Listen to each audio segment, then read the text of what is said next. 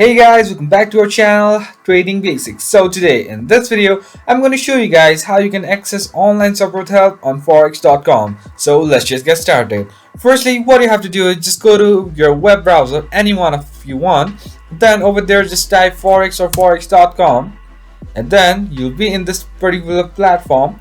Now on to the first link, just go over here which says forex trading online and all. Just go over there and this is the forex.com website. Let's say it's loading this one. So over here what you have to do is just go on to the top, all the way top. Over here you have this particular option which says support. Just go over here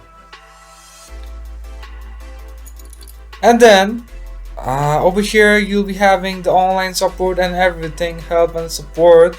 So now you can you can see over here it says let us help. You can go over here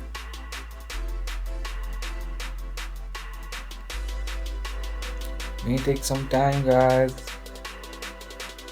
and now it's loading a bit. So over here you can chat with the bot, so you can ask anything, and so this is how you can access online support help on forex.com. So that's pretty much guys.